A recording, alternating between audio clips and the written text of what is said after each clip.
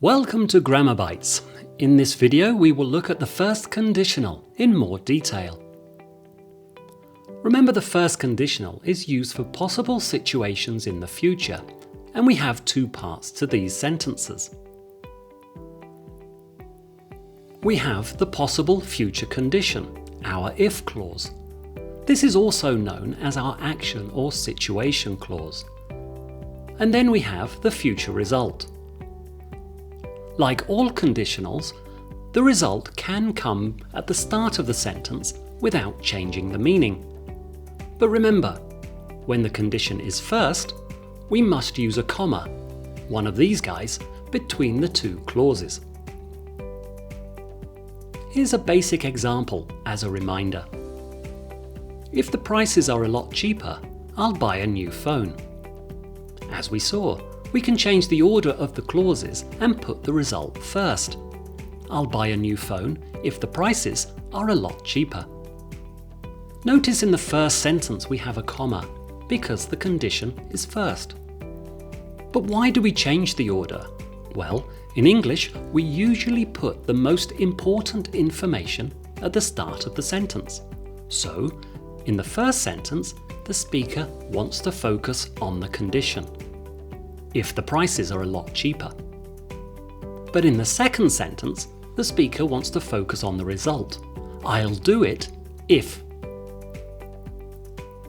We often introduce the condition with if, but we can also use even if, in case, or unless.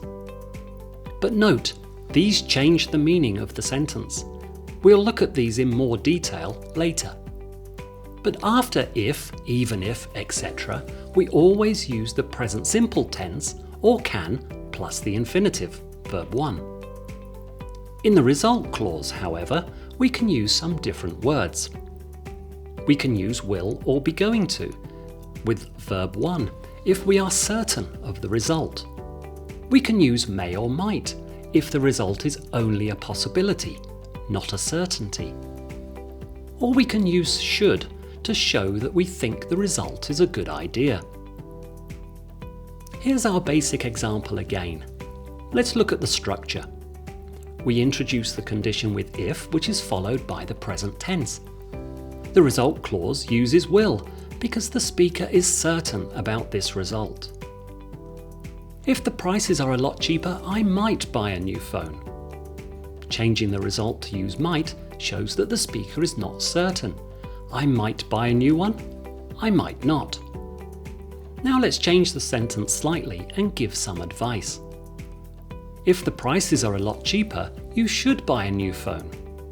It's a good idea to buy the phone if the prices are a lot cheaper.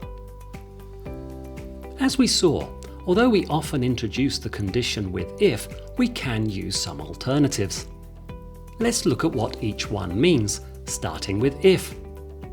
If basically means on the condition that or in this situation. If they win the game, they'll celebrate. They'll celebrate in the situation where their team wins, but not in the situation where they lose. I won't go into the city if it rains. If you can't email the report today, you should apologize to the client. In case. This means to be ready for something that might happen. The paramedics should wait near the stadium in case there is a problem. They don't know if a problem will happen, but they should wait anyway so that they are ready to act. Compare this with the paramedics should wait near the stadium if there is a problem. This means it's a good idea to wait if there is a problem, but that's not right. They need to act if there's a problem. Another example. We will need a plan B in case things go wrong. They don't know if things will go wrong, but they need a plan B so that they are ready if something does go wrong. Again, compare this with the if sentence. We will need a plan B if things go wrong. But at that point, it is a bit late to make a new plan. It's better to be ready. And one more example. The government should find alternative energy sources in case the supply is disrupted. Again, we do not know if energy sources will be cut, but we need to be ready anyway. Compare it to the if sentence. The government should find alternative energy sources if the supply is disrupted. But again, that will be too late. We need the backup plan ready. So in case always has the idea of being ready in case, if something happens in the future. Unless has a different meaning. It means if not this situation. We'll go to the beach tomorrow unless it rains again. This has the same meaning as we'll go to the beach tomorrow if it doesn't rain again. Unless it rains again, if it doesn't rain again. This is why we often say that unless means if not. If we compare it to the sentence, we'll go to the beach tomorrow if it rains again. Well, this is possible, and maybe it's romantic to walk in the rain, but it's not really logical. We'll go to the beach tomorrow unless it rains again.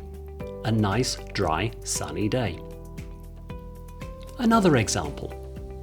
I won't get fit unless I eat well and exercise. This has the same meaning as I won't get fit if I don't eat well and exercise. Compare.